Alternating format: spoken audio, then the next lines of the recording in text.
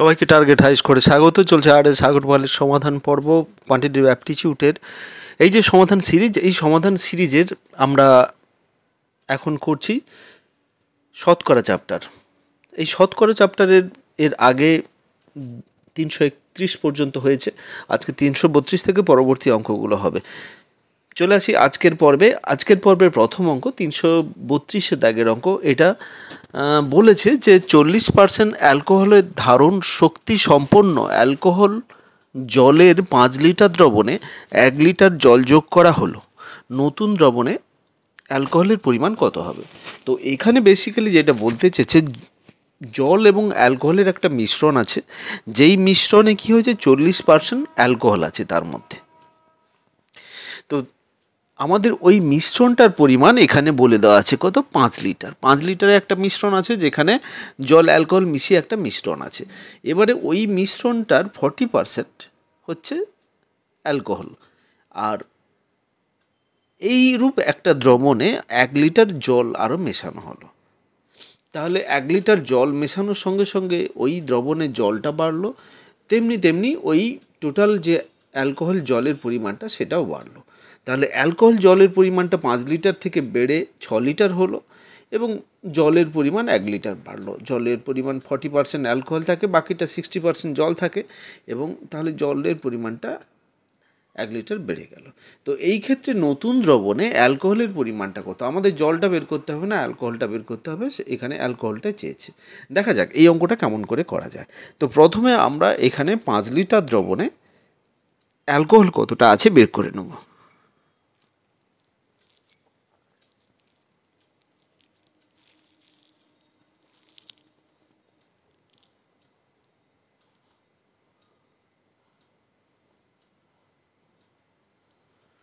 পাঁচ লিটার দ্রবণে অ্যালকোহল আছে কতটা না, অ্যালকোহল ছিল 40%।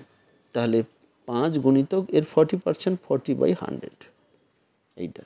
এটার একটা শূন্য কাটলো, একটা শূন্য কাটলো, 5 2 10, এটা কেটে 2, তাহলে 2 লিটার।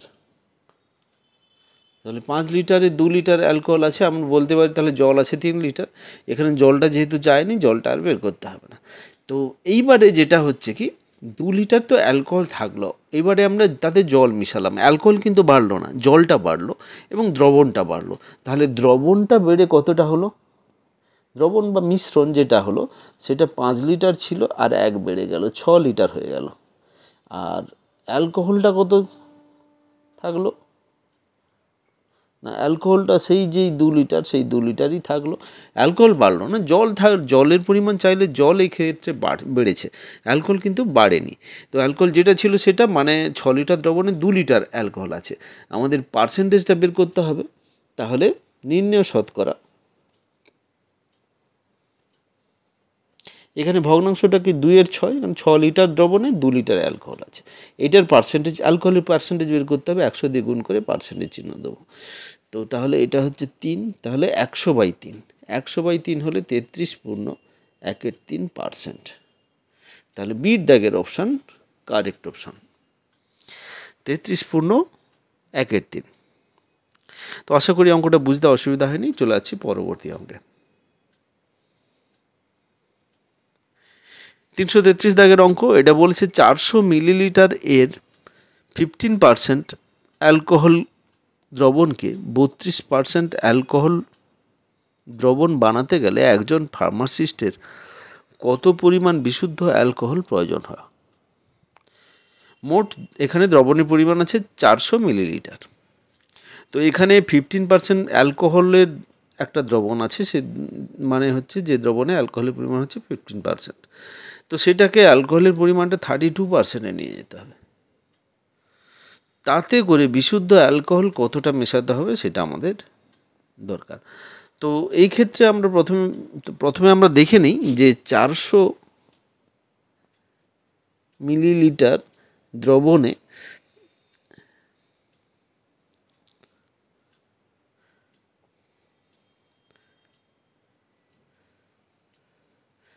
অ্যালকোহল আছে কত, 400, 15% অ্যালকোহল আছে, 15×4 = 60। এত মিলিলিটার, 400-তে 60 মিলিলিটার অ্যালকোহল আছে, সেটাকে আমাদের কত করতে হবে, 32 করতে হবে। তাহলে 32%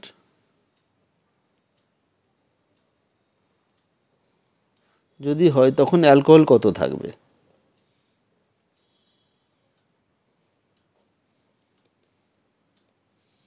400 গুণিতক 32/100, হেঁটে গেল, ওখানে 4 থাকলো, 4 2 8, 4 3 12, এত মিলিলিটার। তাহলে 60 মিলিলিটার যেটা ছিল সেটা এখানে হলো কত, 128 মিলিলিটারে। তো এখন 128 মিলিলিটার, তাহলে আমাদের সেখানে অ্যালকোহল থাকবে। তো এটা না বের করলেও চলতো। এখানে আমরা যদি অনুপাতিক হারে বের করি যে 60 লিটার 400 মিলিলিটারের মধ্যে 60 লিটার হচ্ছে অ্যালকোহল। এইবারে আমরা কি করব, টোটাল এই দ্রবণে একটু বিশুদ্ধ অ্যালকোহল যোগ করব, সেখানে অ্যালকোহলের সঙ্গেও অ্যালকোহল যোগ হবে। যেহেতু নিচেরটা হচ্ছে মোট দ্রবণ, এর সঙ্গে যদি আমি অ্যালকোহল যোগ করি সেটা দ্রবণের সঙ্গেও যাবে, সঙ্গে সঙ্গে সেটা অ্যালকোহলের সঙ্গেও যোগ হবে। কারণ হচ্ছে কি, দ্রবণ আর ওই যে দ্রবণটা তৈরি হয়েছে সেটা অ্যালকোহল আর জল নিয়ে, সেখানে যদি আমি একটু অ্যালকোহল মিশিয়ে দিই সেটা সঙ্গে সঙ্গে দ্রবণটাও বাড়বে আর তার সঙ্গে সঙ্গে অ্যালকোহলের পরিমাণটাও বাড়বে, সেই জন্য দুটোর সঙ্গে এখানে যোগ হলো। তো এইটা সমান কত হবে না, এটা হচ্ছে 32%, 32/100।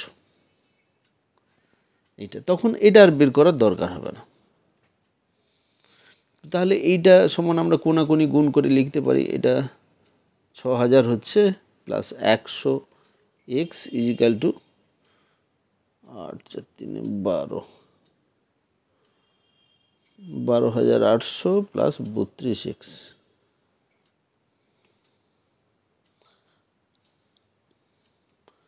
তাহলে এক জায়গায় যদি আমি করে নিই, এটা 68x সমান কত হচ্ছে না 6800, তার মানে x সমান হবে কত, এটা বাই 68 মানে 100, এক্সের মানটা পেয়ে গেলাম আমরা 100। তো এক্সটা কী ছিল না, এই দ্রবণে যেটা মেশানো হয়েছিল বিশুদ্ধ অ্যালকোহলের পরিমাণ, তাহলে বিশুদ্ধ অ্যালকোহলের পরিমাণ হবে কত, 100 মিলিলিটার। সির দাগের অপশানটা কারেক্ট অপশান, এখানে উত্তর হবে 100। এরপর চলে যাচ্ছি নেক্সট অঙ্কে। নেক্সট অঙ্ক তোমরা 135 দাগের অঙ্ক স্ক্রিনে দেখতে পাচ্ছ, যে এখানে বলেছে এক প্রকার তরলে 20% জল আছে এবং দ্বিতীয় প্রকার তরলে 35% জল আছে। একটি গ্লাস প্রথম প্রকার তরলের 10 অংশ এবং দ্বিতীয় প্রকার তরলের 4 অংশ তরল দিয়ে ভর্তি করা হয়েছে। তো নতুন দ্রবণে শতকরা জলের পরিমাণ কত হবে? এটা একটা এটাতে কতগুলো জিনিস আছে, যে দুটো গ্লাস আছে, দুটো গ্লাসে কি আছে না, তাতে বিভিন্ন পরিমাণের জল আছে। প্রথম গ্লাসে 20% জল আছে, দ্বিতীয় গ্লাসে 35% জল আছে। এবারে কি করছে, প্রথম গ্লাস থেকে যে পরিমাণে 20% জল এবং তার সঙ্গে অন্য যদি কিছু মেশানো থাকে, তো এই যে 20 আর 80% দুটো দুরকম রয়েছে। তো তার ফলে এইখান থেকে যে প্রথম প্রকার তরলটা 10 অংশ তোলা হলো, এবার দ্বিতীয় প্রকার তরলে 4 অংশ তরল দিয়ে ভর্তি করা হলো দ্বিতীয় প্রকার গ্লাসে। তো তাহলে নতুন গ্লাসে শতকরা কত পরিমাণ জলের পরিমাণটা কত হবে? তো প্রথম প্রকারের নেওয়া হয়েছে কত, 10%, দ্বিতীয় প্রকারের নেওয়া হয়েছে 4%। তাহলে সেক্ষেত্রে আমরা নিম্ন শতকরা যদি বের করি,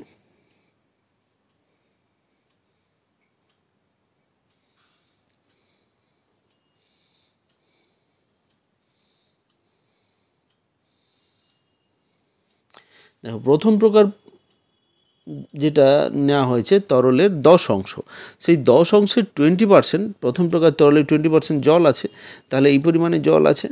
আবার দ্বিতীয়টাতে 4 অংশ নেওয়া হয়েছে, 4 অংশের 35% এই পরিমাণে জল আছে।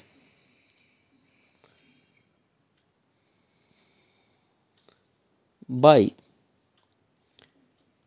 10 + 4, মোট জলের পরিমাণ ইন্টু 100, এইটা হচ্ছে এর পার্সেন্ট।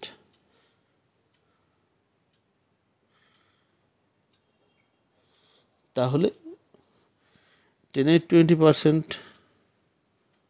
সমান হচ্ছে 10 গুণিতক 20/100 প্লাস 4 গুণিতক 35/100 বাই 14 ইন্টু 100।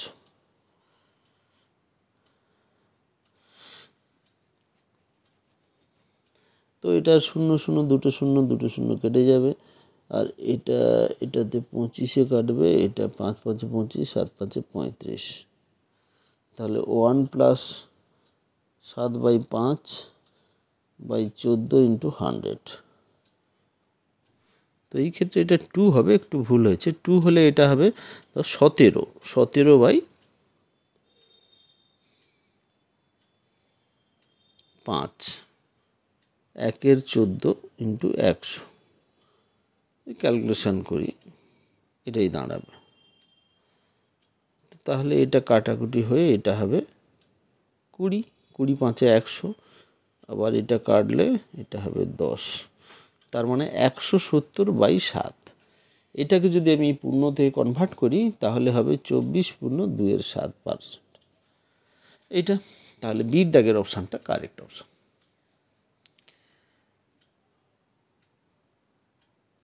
নেক্সট অঙ্ক 337 দাগের অঙ্ক। এটা বলেছে জলে 20% অ্যালকোহল 5 লিটার দ্রবণ থেকে 2 লিটার দ্রবণ তুলে নেওয়া হলো এবং এটিতে 2 লিটার জল যোগ করা হলো।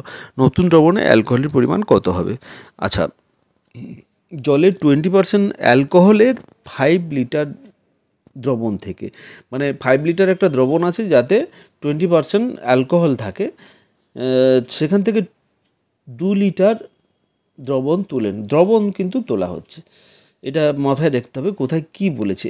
এবং এটিতে 2 লিটার জল, ওইটাতে জল এবং অ্যালকোহলের একটা দ্রবণ আছে, সেখান থেকে যেটাতে অ্যালকোহলের পরিমাণ হচ্ছে 20%, এরূপ 5 লিটার একটা দ্রবণ থেকে 2 লিটার দ্রবণ তুলে নেওয়া হলো। সেখানে কিছু অ্যালকোহল কিছু জল থাকবে, আবার তার পরিবর্তে কিছুটা জল যোগ করা হলো। তাহলে জলের পরিমাণ অনেকটা বেড়ে যাচ্ছে, 2 লিটার জল যোগ করা হলো। এইবারে এই 2 লিটার কোথায় যোগ হবে? টোটাল দ্রবণের সঙ্গে যেমন যোগ হবে তেমনি জলের সঙ্গেও যোগ হবে, জলের যে পরিমাণটা তার সঙ্গেও যোগ হবে। তো নতুন দ্রবণে অ্যালকোহলের পরিমাণ কত হবে সেটা আমাদের বের করতে হবে। খুবই সিম্পল অঙ্ক, তবে এটা একটু বুঝে করলেই তাহলে কোনো অসুবিধা হবে না। তো 5 লিটার দ্রবণে অ্যালকোহলের পরিমাণ আমি প্রথমে বের করে নিই।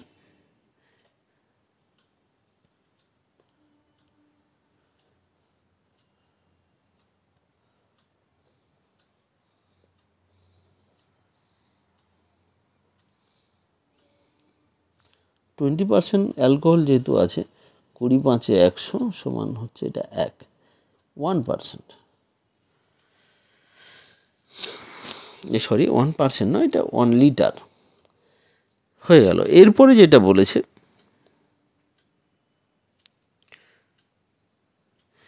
এইটাতে তাহলে অ্যালকোহলের পরিমাণ, এটা তো 5 লিটার দ্রবণে অ্যালকোহলের পরিমাণ হচ্ছে 1 লিটার। তো এইটা থেকে 2 লিটার দ্রবণ তুলে নেওয়া হলো। এবারে 2 লিটার দ্রবণে অ্যালকোহলের পরিমাণটা কত আছে? 2 এর 20% ওই একই পরিমাণে থাকবে, 2/5। তার মানে কত হচ্ছে? 0.4 লিটার আমাদের এইখানে অ্যালকোহল আছে। যেটা অ্যালকোহল ছিল 1 লিটার, সেখানে 0.4 লিটার অ্যালকোহল এখানে পাচ্ছি, বা 0.4 লিখতে পারি বা 2 এর 5 লিখতে পারি। তো এই পরিমাণে অ্যালকোহল আমরা এই মুহূর্তে পাচ্ছি। তো এবারে আমরা দেখে নেব এই ক্ষেত্রে তাহলে নতুন দ্রবণে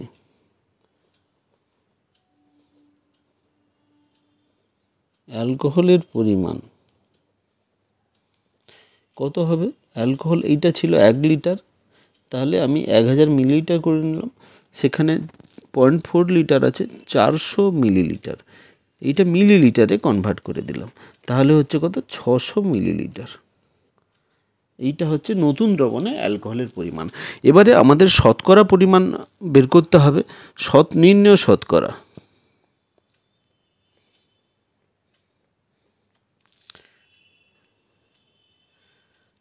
নির্ণেয় শতকরার ক্ষেত্রে আমরা এখানে কি দেখব, 600।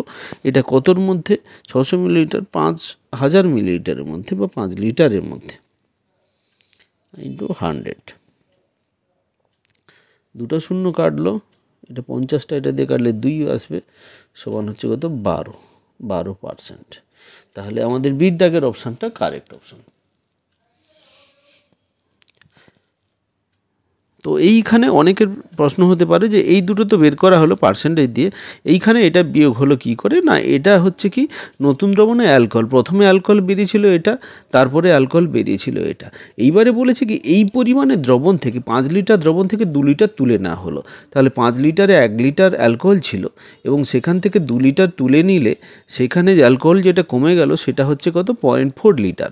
তাহলে এই 1 লিটার থেকে 0.4 বাদ গেলে বাকি যে দ্রবণটা থাকে সেই দ্রবণে অ্যালকোহলের পরিমাণ, কিন্তু এই ক্ষেত্রে দ্রবণ কিন্তু মেশানো হয়েছিল, যে 2 লিটার জল মেশানো হয়েছিল, তাতে অ্যালকোহলের কিছু লাভ হলো না, সেটা জলের পরিমাণ বাড়লো, সেই জন্য অ্যালকোহলের হিসাবে কিন্তু ওই জলটা আলাদা করে কোনো জায়গা পাবে না, সেই জন্য ওই 2 লিটারের কোনো ক্যালকুলেশন হবে না এক্ষেত্রে।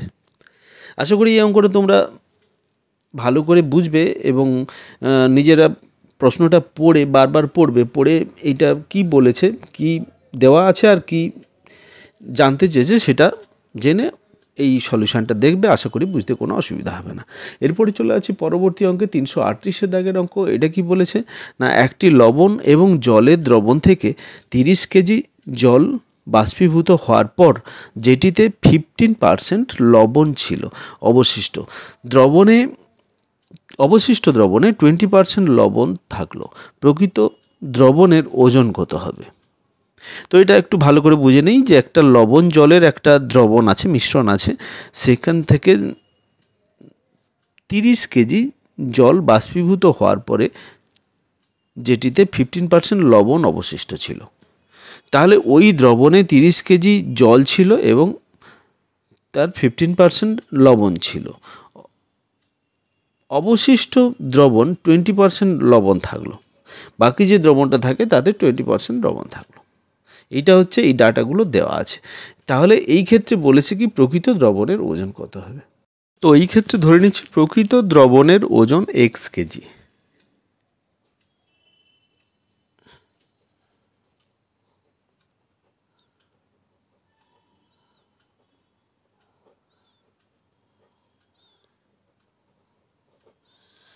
x কেজি হয়ে গেল। এবারে x কেজি দ্রবণে লবণের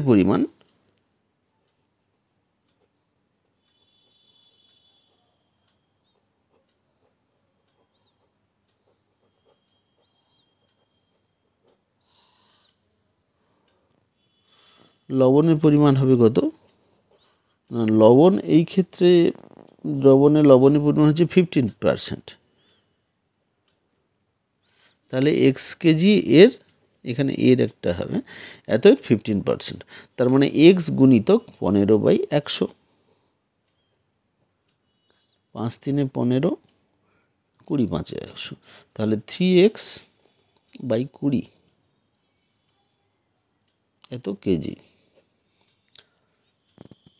তো এবারে যেটা বলেছে যে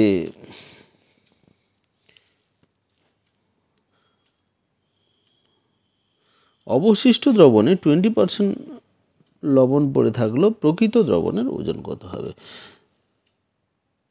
এক্ষেত্রে এই যে লাইনটা দেওয়া আছে যে একটি লবণ জলের দ্রবণ থেকে 30 কেজি জল বাষ্পীভূত হয়ে যাওয়ার পর যেটিতে 15% লবণ অবশিষ্ট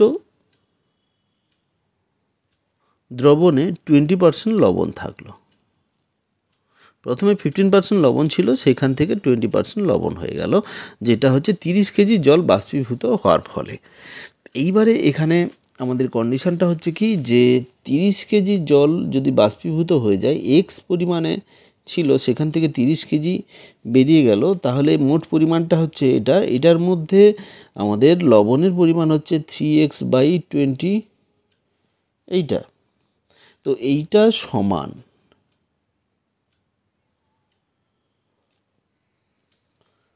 আমাদের যেটা বলেছে যে 20% লবণ পড়ে থাকলো, এইটা সমান হচ্ছে এটা বাই 100, এটা বাকি লবণের পরিমাণ। তো এই যে কন্ডিশনটা দেওয়া আছে সেটা হচ্ছে এই ইকুয়েশনটা বের করাটাই আসল। এটা যদি একবার বের হয়ে যায় তারপরে ক্যালকুলেশনে কোনো অসুবিধা হবে না। 3x/20 into x minus 30 equal to 20/100। তো এটাকে যদি আমি ঠিকঠাক করে ক্যালকুলেশন করি তাহলে এটা কি দাঁড়াবে, এটা 1/5 হয়ে যাচ্ছে কাটাকুটি করলে। এইবারে আমরা কোনাকুনি গুণ করে দিলে 15x ইজিক্যাল টু এটা 20x মাইনাস 600। তো এটা যদি এক সাইডে আসে 5x সমান 600, এই ক্ষেত্রে আমরা বা x সমান হচ্ছে কত 120। তাহলে এক্স এর পরিমাণটা আমি কি ধরেছিলাম যে প্রকৃত দ্রবণের ওজন, এখানে ওটাই চেয়েছিল প্রকৃত দ্রবণের ওজন কত, সেটা হবে কত 120 গ্রাম। সির দাগের অপশানটা কারেক্ট অপশান। নেক্সট অঙ্ক 340 দাগের অঙ্ক। এটা কি বলেছে দেখে নিই। এটা বলেছে যে 40 লিটারের 60% অ্যালকোহলীয় দ্রবণে কত লিটার 30% অ্যালকোহলীয় দ্রবণ যোগ করলে একটি 50% অ্যালকোহলের দ্রবণ প্রস্তুত হবে। এটা ইন্টারেস্টিং অঙ্ক। তিনটেই পার্সেন্টেজ দেওয়া আছে এবং তিনটের অ্যালকোহলের পরিমাণ জলের পরিমাণ দেওয়া আছে তিনটের ক্ষেত্রে, কিন্তু মোট 40 লিটার দ্রবণটা বলা হয়েছে। এটাতে এই অ্যালকোহলের পরিমাণটা বাড়বে কমবে এরকম একটা পজিশানে থাকবে। তো সেটা থেকে আমাদের ক্যালকুলেশনটা করে নিতে হবে। এই অঙ্কগুলো কিন্তু ভাষাগুলো বারবার পড়া অত্যন্ত জরুরি, কারণ টোটাল মানে এই যে অঙ্কটার মানে না বুঝতে পারলে কিন্তু অঙ্কটা ভুল হওয়ার সম্ভাবনা বেশি। তাহলে এক্ষেত্রে আমরা কি ধরে নেব যে 30% অ্যালকোহলে x লিটার দ্রবণ যোগ করা হচ্ছে।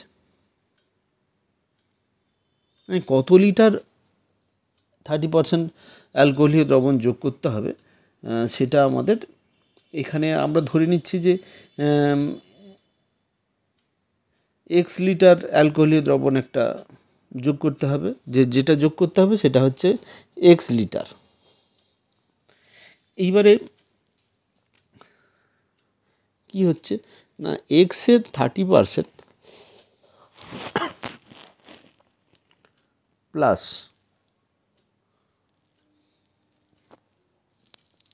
40-এর 60%, এইটা সমান x প্লাস 40-এর 50%। কন্ডিশন যেটা দেওয়া আছে সেটা এইটাই ভাবে যোগ হলো, কারণ বলেছে যে 40 লিটার অ্যালকোহলীয় দ্রবণের একটা নির্দিষ্ট পরিমাণের সঙ্গে 60% অ্যালকোহলীয় দ্রবণের একটা নির্দিষ্ট পরিমাণের সঙ্গে 30% একটা অ্যালকোহল যোগ করা হচ্ছে। তাহলে আমরা সেই পরিমাণটা ধরে নিচ্ছি x লিটার, এর 30% সঙ্গে 40 লিটারের 60% যোগ করে যে পরিমাণটা হচ্ছে সেটা হচ্ছে কি ওই যোগ করলে এটা একটি 50% অ্যালকোহল প্রস্তুত হতে পারে। দুই প্রকারের অ্যালকোহল মিশে গেল যোগ করার ফলে এবং তার 50% একটা অ্যালকোহল থাকবে সেখানে, সেরকম একটা দ্রবণ তৈরি হলো। সেই জন্য এটা দুটো যোগ করার পরে তার 50% হয়েছে। এটার সঙ্গে এই অ্যালকোহল দুটোর সঙ্গে ওটা সমান হচ্ছে। এইবারে আমাদের ক্যালকুলেশন আর কিছুই নেই, এই যে মূল জিনিসটা এটা তৈরি করাটাই ব্যাপার ছিল। তো ক্যালকুলেশনে চলে যাচ্ছি। ক্যালকুলেশন এখানে কি বলেছে,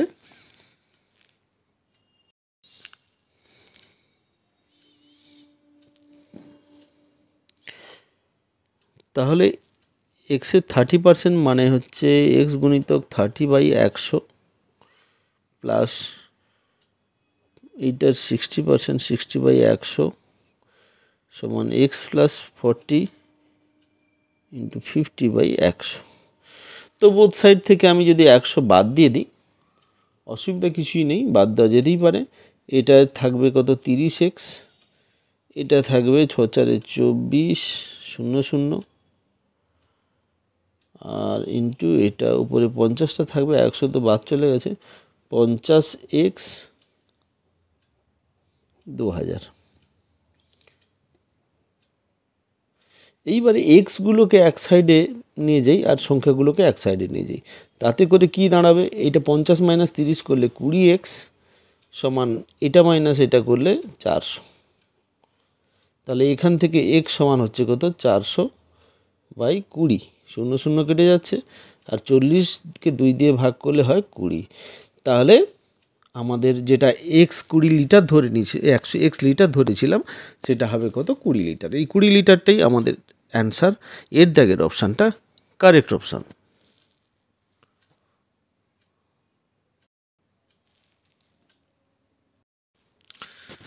তো এইখানে এই 343 দাগের যে অঙ্কটা, এইটাতে যেটা হয়েছে কি যে খাঁটি দুধের পাত্র থেকে 20 লিটার 20 লিটার বের করে নেওয়া হচ্ছে। তো এখানে খাঁটি দুধের পাত্র যেহেতু বলেছে, এখানে শুধুই দুধ আছে, এখানে কোনো জল মেশানো নেই। তো সেক্ষেত্রে এখান থেকে যে পার্সেন্টেজটা তোলা হবে সেটা কেবলমাত্র দুধই যাবে, সেখানে জল যাওয়ার কোনো পসিবিলিটি নেই। তাহলে প্রথমে যে খাঁটি দুধ থেকে 20% তোলা হচ্ছে এবং তার পরিবর্তে সমপরিমাণে জল দেওয়া হচ্ছে, তাতে করে দেখা যাচ্ছে কি তোলার পরে ওই যে দুধের পাত্রতে জল ও দুধের পরিমাণ পার্সেন্টেজ যেটা থাকবে সেটা হচ্ছে 20% যেহেতু বের করে দেওয়া হচ্ছে, তার সেই পরিমাণে জল এলো, তাহলে 80-20 জল আসছে, 80% আর 20%।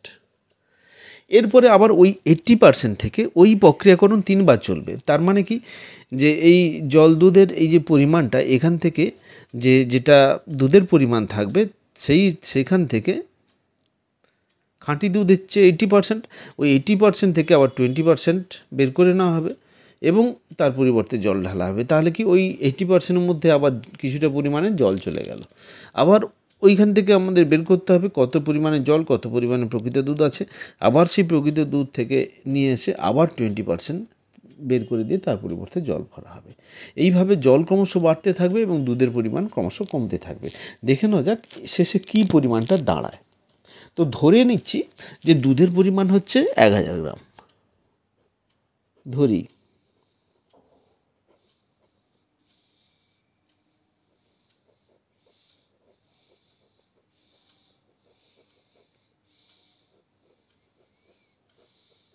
এক 1000 গ্রাম। এইবারে কী হয়েছে, প্রথম যে প্রক্রিয়াটা, এটার পর ফার্স্ট স্টেপ যেটা নেওয়া হয়েছে, এইটার পরে আফটার ফার্স্ট স্টেপ, তো প্রথম যে প্রক্রিয়াকরণ হলো তারপরে যেটা হচ্ছে কি না, এই 1000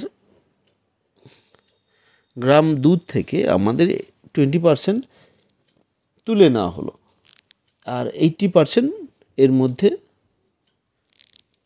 দুধ পড়ে থাকলো। তাহলে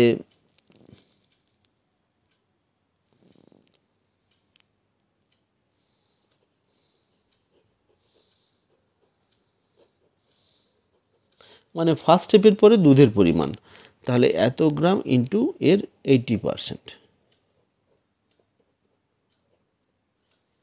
তার মানে 800 গ্রাম। 1000 গ্রাম ছিল, এখন হচ্ছে 800 গ্রাম। আবার এই 800 গ্রাম তাহলে আফটার দ্বিতীয় স্টেপ, সেকেন্ড স্টেপ, দুধের পরিমাণ। সেকেন্ড স্টেপে দুধের পরিমাণ কি হচ্ছে না, এই 800 গ্রাম থেকে এর 80%, এটা 0 কেটে গেলে আর 16, 100, 8 8 64, তাহলে 640 গ্রাম। 640 গ্রাম দুধের পরিমাণ আছে। এই হলো দুবার প্রক্রিয়াকরণ হলো। এইবারে আবার তৃতীয়বার আসবে, তৃতীয়বার ওই একই রকমের 640 গ্রাম আমাদের দুধ থাকছে, বাকিটা জল পরপর জল বাড়ছে, বাকি অংশটা পুরোটাই জল। এবং 600 লাস্ট স্টেপে আমরা কী করব, লাস্ট স্টেপ মানে আফটার সেকেন্ড স্টেপ এটা হয়ে গেল। আফটার থার্ড স্টেপ মানে যেটা লাস্ট স্টেপ, তাতে দুধের পরিমাণ কত হবে না, 640 গুণিতক 80%, 80/100, 0 দুটো থেকে কেটে যাবে। তাহলে এই 64কে 8 দিয়ে গুণ করলে 8 4 32, 3 হাতে 8 6 48, 49 50 51, তাহলে 512 গ্রাম। এইটা হচ্ছে 3টে স্টেপ করার পরে যেটা আমাদের প্রক্রিয়াকরণ করার পরে যেটা থাকছে 1000 গ্রামের দুধের মধ্যে যেটা থাকলো 512 গ্রাম দুধ। তো এইটার তাহলে শতকরা পরিমাণ কত নির্ণয় শতকরা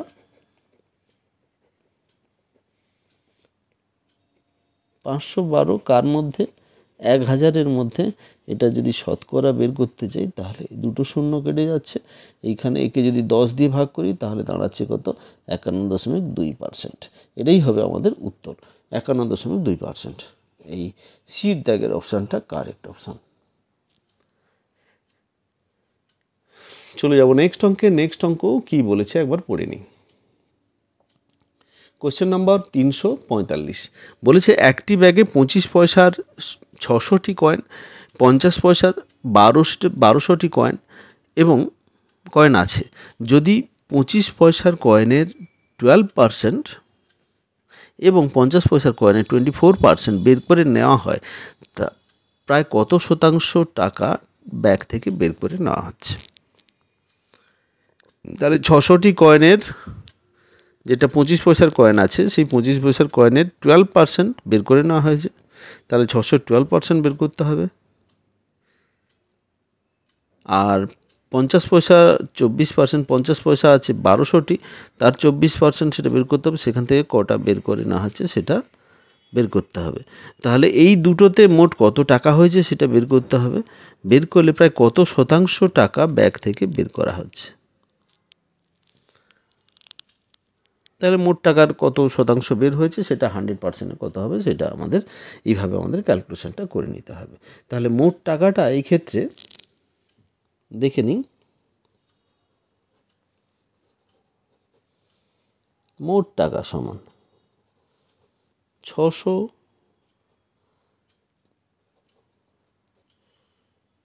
এর 25%,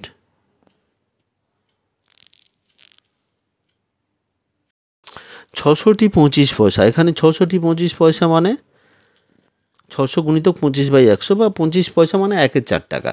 তাহলে 600কে 1/4 দিয়ে গুণ করতে হবে, 25/100 দিয়ে না গুণ করে 1/4 দিয়ে গুণ করতে পারি। আবার অনুরূপভাবে এখানে 1200টি 50 পয়সার কয়েন আছে, তাহলে 1200 গুণিতক 50/100 মানে 1/2 দিয়ে এক্ষেত্রে গুণ করতে পারি। তো এইটা হচ্ছে টাকার পরিমাণ। এইখানে টাকার মোট পরিমাণ তাহলে দাঁড়ালো কত? এই দুটো যদি আমি ক্যালকুলেশন করি তাহলে দাঁড়াবে 750 টাকা। এইবারে 25 পয়সার কয়েন বের করা হয়েছে কতটা?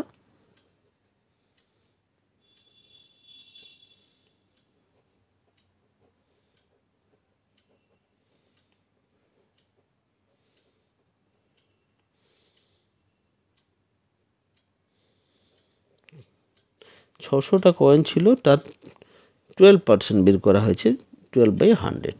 এই পরিমাণ শূন্য শূন্য কেটে যাচ্ছে, এক্ষেত্রে 1272টি। আবার 50 পয়সার কয়েন অনুভাবে 50 পয়সার কয়েন বের করা হয়েছে কতটা? 50 পয়সা ছিল মোট 1200টা, তার কত পার্সেন্ট? না 24%। দুটো শূন্য কেটে গেল। এইবারে 24কে যদি 12 দিয়ে গুণ করি তাহলে আমাদের দাঁড়াবে কত? না 288,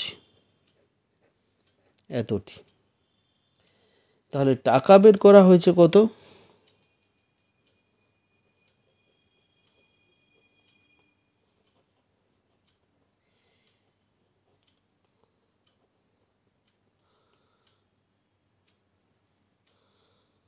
তো এই ক্ষেত্রে টাকা বের করা হয়েছে কত? না 72 গুণিতক, এই যে 72টা পেলাম, 72 গুণিতক 25/100 প্লাস 288 মানে এইটা গুণিতক 50/100। ওই এতটি 25 পয়সার কয়েন, এতটি 50 পয়সার কয়েন মিললে কত টাকা হচ্ছে সেটা আমাদের বের করে নিতে হচ্ছে। এই দুটো যদি আমি যোগ করি এটা পাবো 162 টাকা। এবারে বের করব নির্ণয় শতকরা।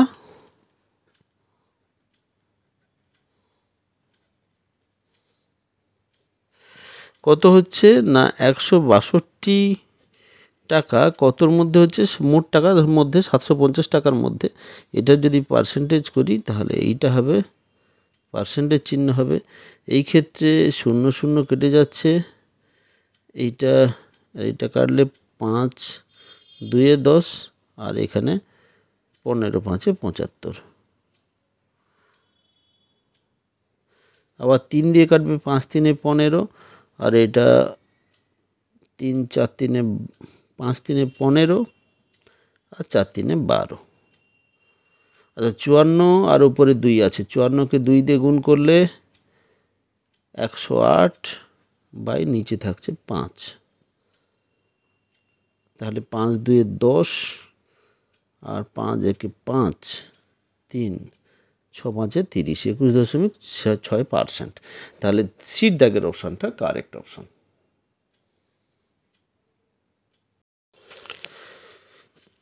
তিনশো 47 দাগের অঙ্ক বলেছে, যদি রবারের দাম 25% কমে যায় তবে এক ব্যক্তি 1 টাকায় আরও 2টি বেশি রবার কিনতে পারে। তো 1 টাকায় কতগুলো রবার পাওয়া যাবে? এখানে কন্ডিশন কতগুলো দেওয়া আছে, যে দাম 25% কমে গেছে এবং এক ব্যক্তি কি করেছে না 1 টাকায় আরও 2টি রবার বেশি কিনতে পারছে। তো যার ফলে কি হচ্ছে, যে 1 টাকায় কতগুলো রবার পাওয়া যায় সেটা আমাদের বের করতে হবে। তো আমরা রবারের প্রকৃত মূল্য x টাকা ধরে নিলাম, রবারের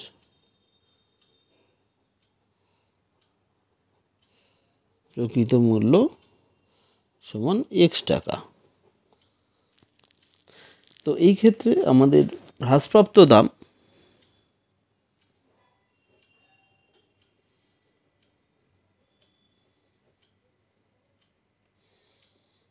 x এর 75%, তার মানে কত হচ্ছে x গুণিতক 75/100। তাহলে 3/4, 25 দিয়ে যদি কাটি দাঁড়াচ্ছে 3x/4। তো এবার যেটা আমাদের ক্যালকুলেশন করতে হবে,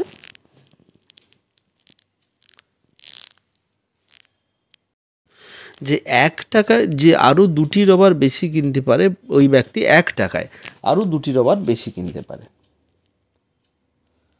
তো তাহলে 1 টাকায় কতগুলো রবার পাওয়া যায়? তো সেক্ষেত্রে এই যে আমরা যেটা পেলাম সেটা হচ্ছে কি না হ্রাসপ্রাপ্ত দাম। রবার প্রকৃত দাম ছিল x টাকা, সেটার দাম কমে কত হলো 3x/4 টাকা। তাহলে 1 টাকায় কতগুলো পাওয়া যাচ্ছে? 1 টাকায় পাওয়া যাচ্ছে 1/3x/4। এইটা আগে পাওয়া যেত কত 1/xটা, সেইটা সমান কি হচ্ছে না সেটা হচ্ছে 2টো, মানে 2টো বেশি রবার কিনতে পারে। তাহলে আগের এই যে এখনকার দামটা মাইনাস আগের দামটা, যেটা যদি বিয়োগ করি যেটা হবে আমাদের 2টো রবারের মূল্য। তো এটার সঙ্গে সমান হবে। এবার এটা আমরা ক্যালকুলেশন করব। এই লাইনটা মেনলি বোঝার আছে, আর কিছু নয়।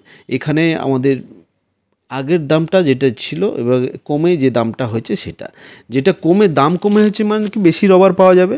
তো 1 টাকায় আগে যে যতগুলো পাওয়া যেত এখন সেটা বেশি পাওয়া যাবে।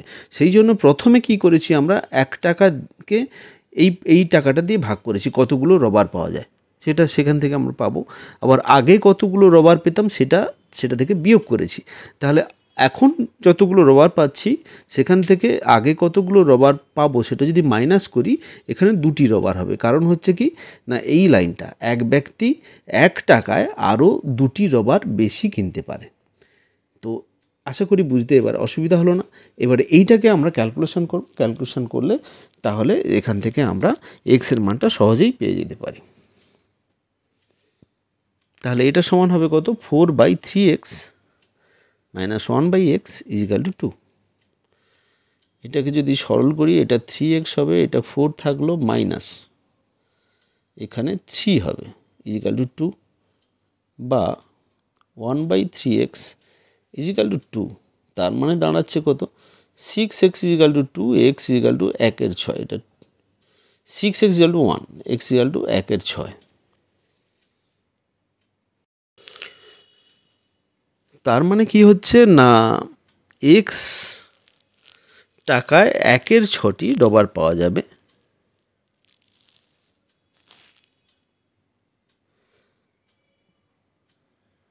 সরি, এক্স টাকা না, এক্স ইজিক্যাল টু 1/6 হচ্ছে, তার মানে ডলারের প্রকৃত মূল্য হচ্ছে 1/6 টাকা। তো 1/6 টাকা, এর তাহলে 1 টাকায় ডলার পাওয়া যাবে কত? 6টি। অতএব এই সির দাগের অপশানটা আমাদের কারেক্ট উত্তর। এবারে ঠিক হলো। নেক্সট অঙ্ক 350 দাগের অঙ্ক বলেছে চিনির দাম 10% কমে যাওয়ায় শরৎ 279 টাকায় 6.2 কেজি চিনি কিনতে পারে। প্রকৃত দাম এবং হ্রাসপ্রাপ্ত দামের মধ্যে পার্থক্য কত হবে?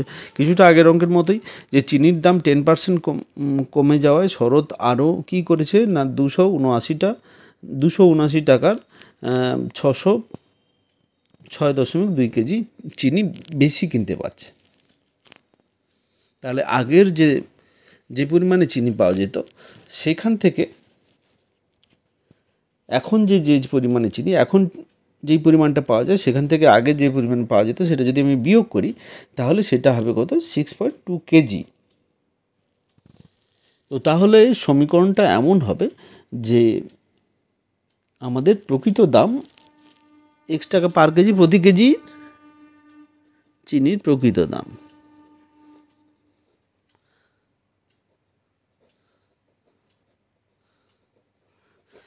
এর অর্থ হচ্ছে কি প্রতি কেজির দাম x টাকা। এইবারে হ্রাসপ্রাপ্ত দাম কত হচ্ছে?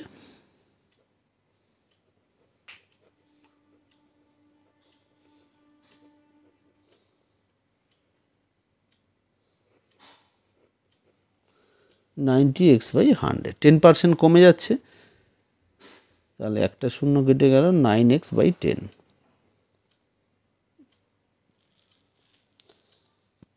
বা আমরা 90/100 রাখতে পারি, ওটা রাখলেও কোনো ব্যাপার না। তো তাহলে এরপরে যেটা আমাদের কন্ডিশন যেটা দাঁড়াচ্ছে, এখন প্রকৃত দাম এখন এটার হ্রাস হওয়ার পরে এটা, তো 6.2 কেজি চিনি বেশি পাওয়া যেত, সেই কন্ডিশনটা এখানে যদি করি,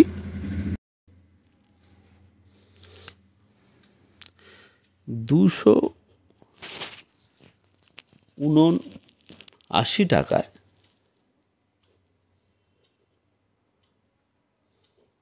90x/100 মাইনাস 1/x সমান হচ্ছে কত? 6.2 কেজি। এটা হচ্ছে এই কন্ডিশন অনুপাতে এইখানে যে কন্ডিশনটা দেওয়া আছে, এত টাকায় এত কেজি বেশি চিনি কিনতে পারে। তো এখন যে পরিমাণে চিনি কিনছে মাইনাস আগে যে পরিমাণে চিনি কিনতো সেটা হচ্ছে এই পরিমাণটা।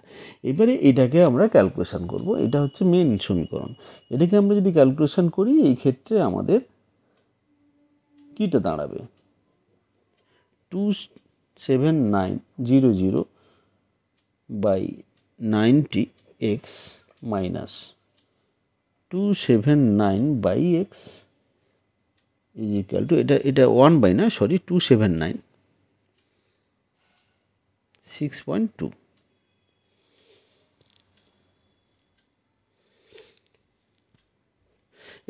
এটা 279/x কেন হলো না,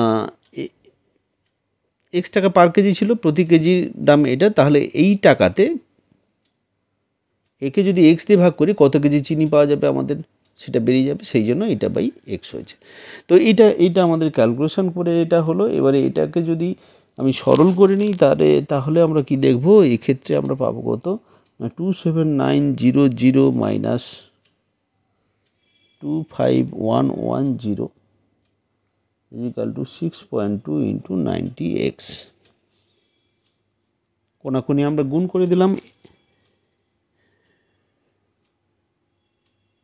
এরপরে এটাকে যদি সিম্পলিফাই করি,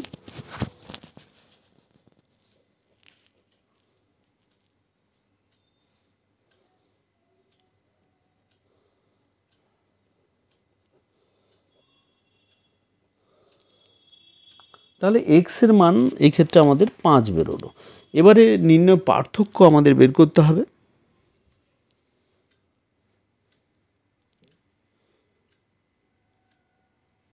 তো এই ক্ষেত্রে আমরা চিনির প্রকৃত দাম এটা পেলাম, তার মানে কত হচ্ছে, 1 কেজি চিনির দাম হচ্ছে 5 টাকা, এবং হ্রাসপ্রাপ্ত দাম হচ্ছে কত, হ্রাসপ্রাপ্ত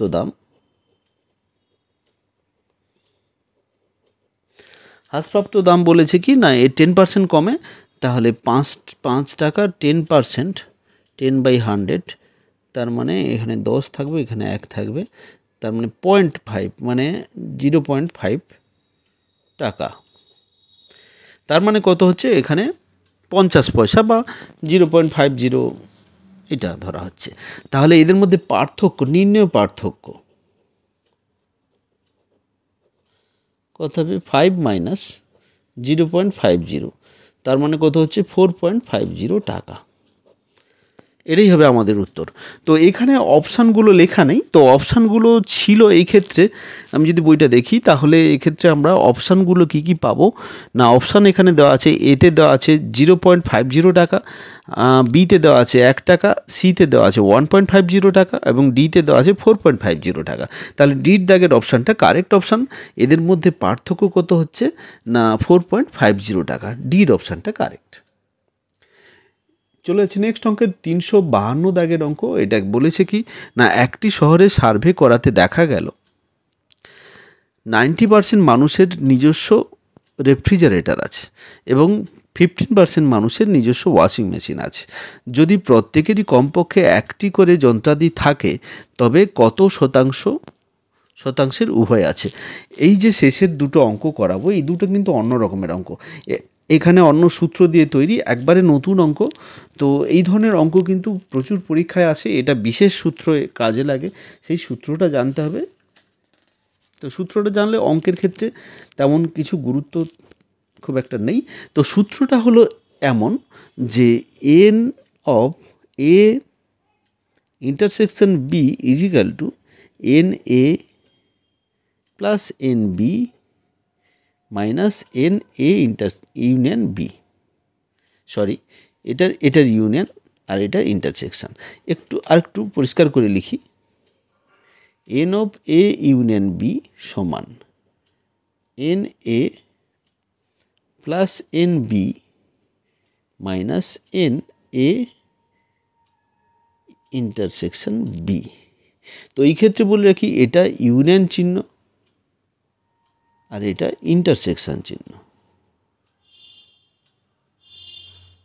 তো এটা সেট থিওরিতে আশা করি তোমরা সবাই পড়েছো, তবু আরেকবার বলে দিই, ইউনিয়ন কথা অর্থ হচ্ছে এ বি দুটো সেট, এই ক্ষেত্রে সেই সেটের মধ্যে কতগুলো জিনিস থাকতে পারে সঙ্গবদ্ধভাবে, সুসামঞ্জস্যপূর্ণভাবে এবং সুসংজ্ঞাত তারা। তো সেটের যদি ডেফিনেশন বলি, a well defined collection of objects is call set.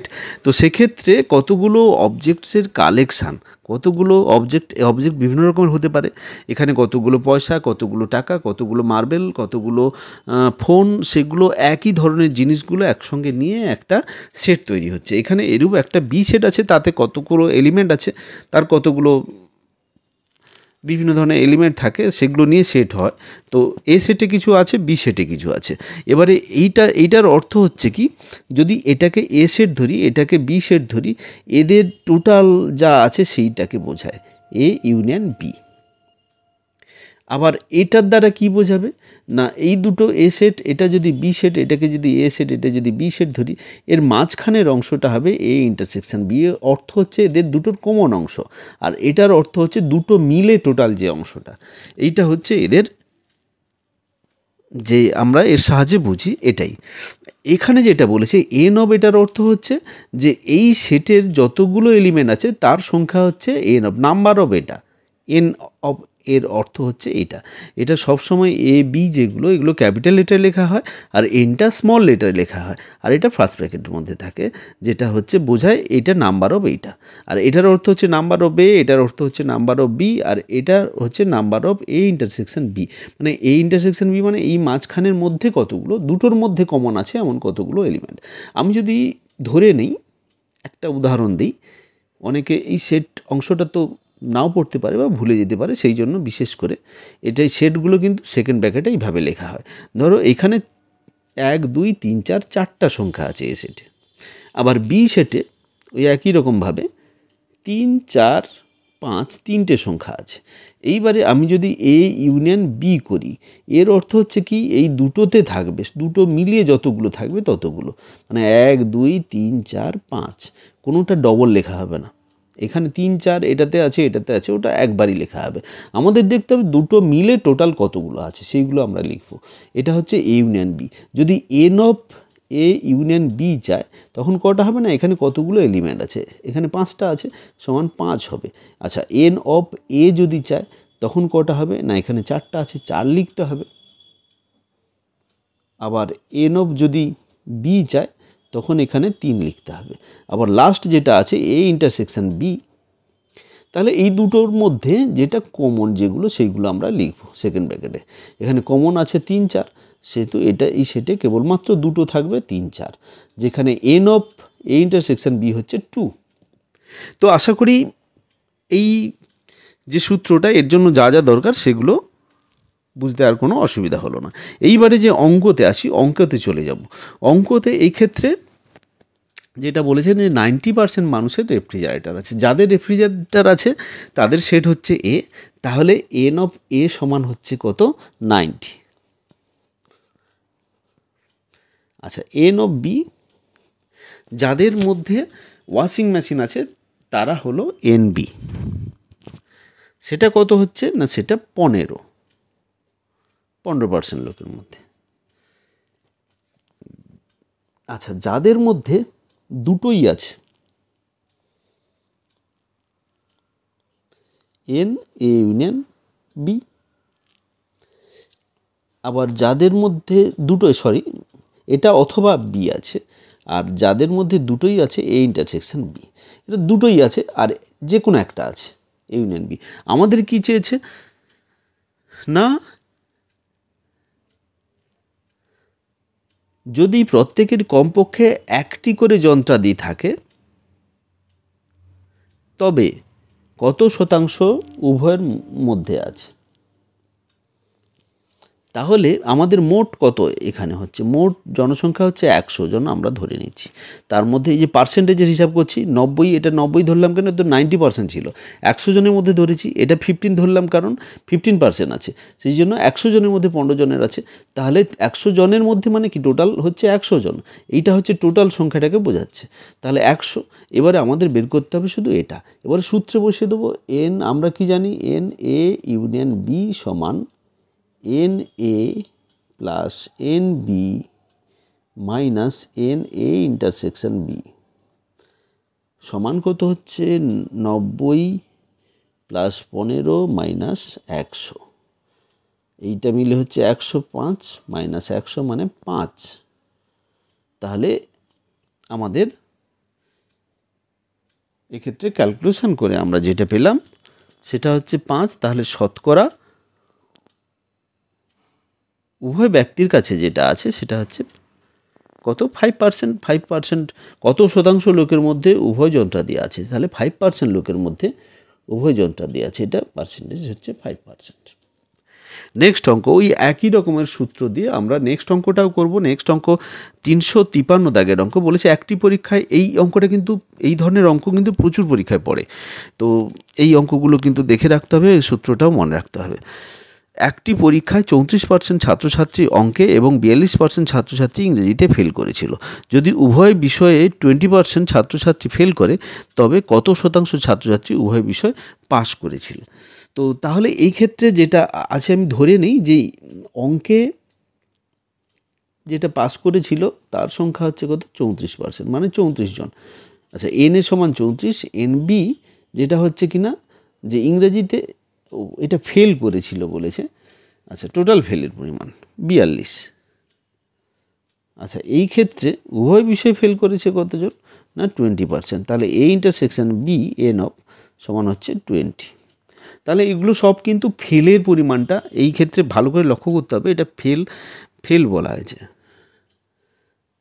আচ্ছা, কোনো না কোনো একটি বিষয়ে ফেল করেছে এমন স্টুডেন্টদের সংখ্যা হবে কত না, n A plus n B minus n A intersection B.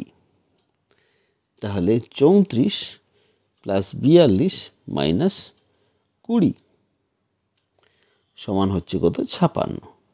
এটার অর্থ হচ্ছে কি, এটার অর্থ হচ্ছে যে এ অথবা বি যে কোনো একটি বিষয় ফেল করেছে। তার মানে হচ্ছে কি একটি বিষয় ফেল করলে বাকি একটা বিষয় পাস করেছে। আচ্ছা, এই ক্ষেত্রে আমরা যেটা পেলাম কি যে এন এ ইউনিয়ন বি সমান 56।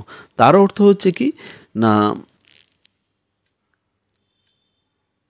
এই ইংরেজি অথবা অঙ্কে যে কোনো একটা বিষয় ফেল করেছে 56 জন স্টুডেন্ট। তাহলে উভয় বিষয় পাস করেছে কতজন স্টুডেন্ট, না উভয় বিষয় পাস করেছে, অতএব উভয় বিষয়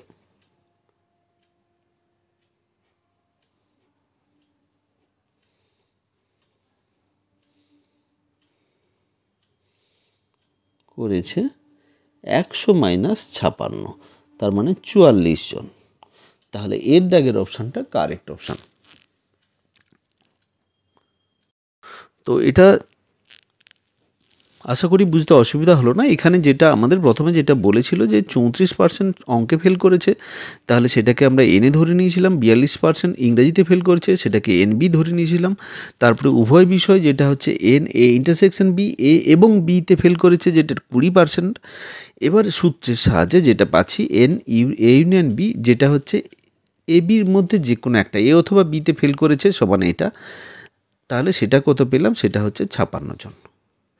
তাহলে আমি যদি টোটাল থেকে যদি বিয়োগ করি তাহলে যেটা পাবো উভয় বিষয়ে কতজন পাস করেছে সেটা আমরা পাবো। সেটা হচ্ছে 100 মাইনাস 56 সমান কত হচ্ছে 44 জন। এই 44 জন হচ্ছে এর উত্তর। আজকে এই পর্যন্তই। আশা করি তোমরা অঙ্কগুলো তোমাদের বুঝতে কোনো অসুবিধা হয়নি। পরবর্তী ভিডিওতে আবার দেখা হবে।